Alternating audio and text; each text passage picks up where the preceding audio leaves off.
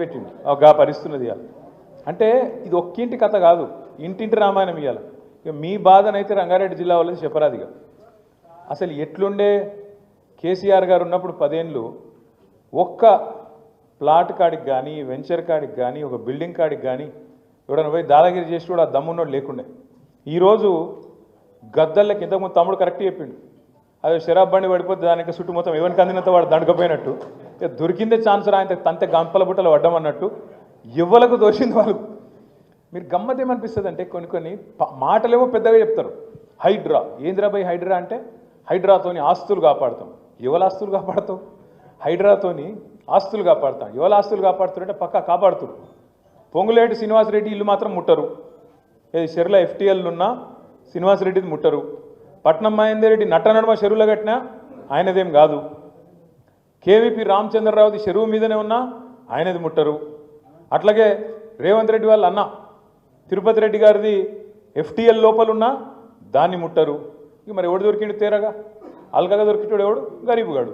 కొట్టుర్రా అంటే కొట్టుర్రు, కొడతారు. మళ్ళీ మీ ఎమ్మెల్యే సాబ్ది కూడా ముడతలేరా? ఎమ్మెల్యే సాబ్ది కూడా ముడతలేరు, కొడతలేరు. కొట్టేతందుకు ముట్టేతందుకు ఎవడు అల్కగా దొరుకుతాడు? గరీబుగాడు. ఏడ దేవులాడాలి? దేవులాడురి. ఒక బస్తున్నది, ఇందులో గరీబుగాళ్ళు వచ్చి వాళ్ళు వేసుకున్నారు, ఉడిచారు. కొట్టుర్రా అంటే కొట్టురు. ఏం చేయాలి మళ్ళీ?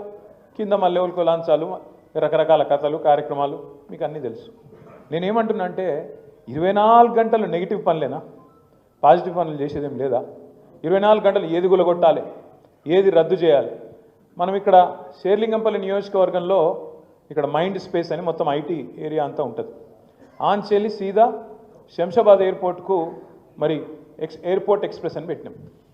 రేవంత్ రెడ్డి గారు రాగానే తీసుకున్న మొదటి నిర్ణయం ఎయిర్పోర్ట్ ఎక్స్ప్రెస్ రద్దు. మొత్తం మీరు ఆయన దగ్గర మీకెళ్ళే పోతుంది. నేను అడిగిన ఎందుకు అని. ఏం లేదు, అలా మీ భూములు ఉన్నాయట మధ్యలో, ఇది నాయట.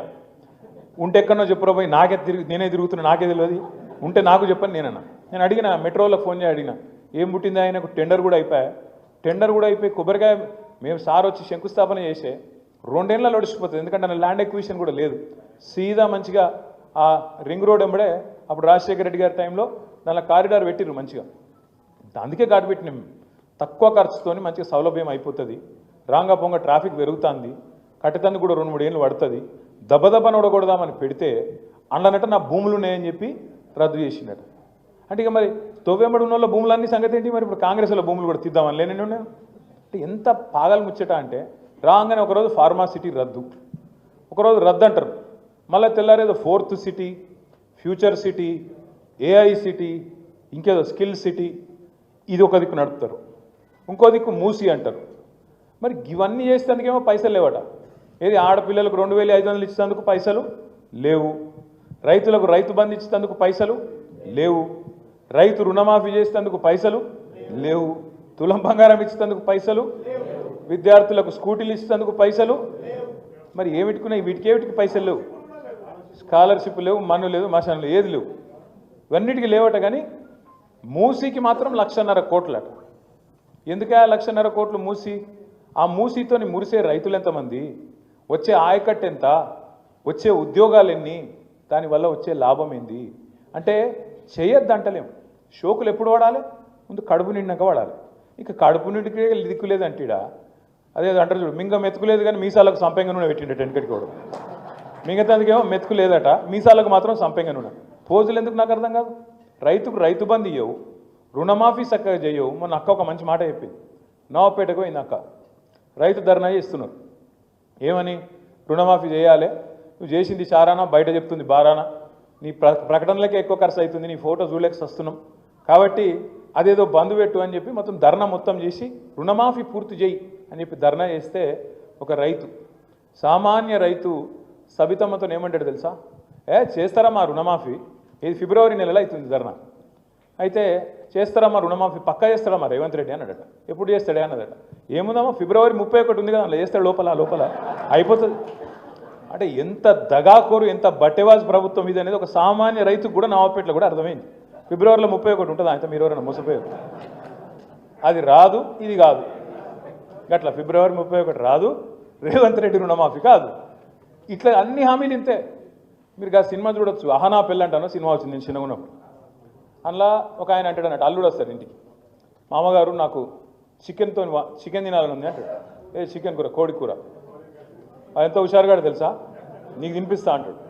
మా మామ ఎంత మంచివాడు, బ్రహ్మాండమైన మనిషి, నాకు చికెన్ కూర పెడతాడట అయ్యాలని చెప్పి పాపం అల్లుడు ఆశగా ఆకలి మీద ఉంటాడు, చేయి కట్టుకొని వచ్చి కూర్చుంటాడు. కూర్చోబెడతాడు, పళ్ళెం పెడతాడు, పీటేస్తాడు, ముంగట కోడిని కడతాడు అట. ఏమాయంటే చూడు దాన్ని చూసుకుంటే దీను రేవంత్ రెడ్డి ప్రభుత్వం కదా కూడా అంతే. ఏదిరా 6 గ్యారెంటీలు, ఏదిరా 420 హామీలు, అగో వస్తూనే ఉంది. రేషన్ కార్డులు అని చెప్పి ఎన్ని రోజులే ఆగాలి, రేషన్ కార్డులు అని చెప్పి ఎన్ని రోజులే కొత్త రేషన్ కార్డులని చెప్పబట్టికి 1.5 year దరఖాస్తులు అన్నారు, ప్రజాపాలన అన్నారు, 1 కోటి మందితో దరఖాస్తులు పెట్టించారు.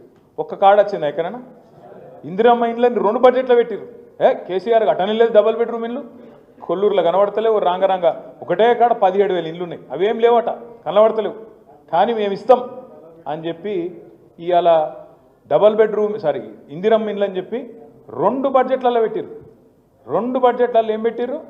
మేము ఖచ్చితంగా ఒక్కొక్క నియోజకవర్గానికి 3,500 4,000 ఇల్లు ఇస్తామని చెప్పారు. మరి కాగితాలు ఇచ్చినరో సచ్చిరో నాకైతే తెలియదు, కానీ మరి ఎక్కడ ఇల్లు ఒక ఇటుకరాయి పెట్టింది లేదు, పునాది తవ్వింది తెలియని లేదు.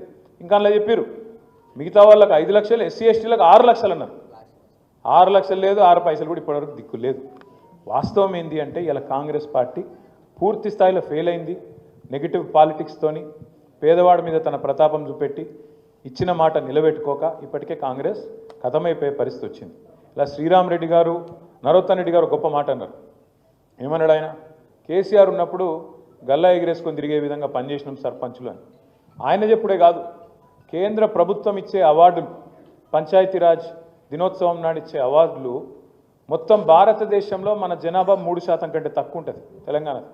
కానీ 3% కంటే తక్కువ ఉన్న తెలంగాణ దేశ జనాభాలో 30% అవార్డులు ఉత్తమ పంచాయతీలు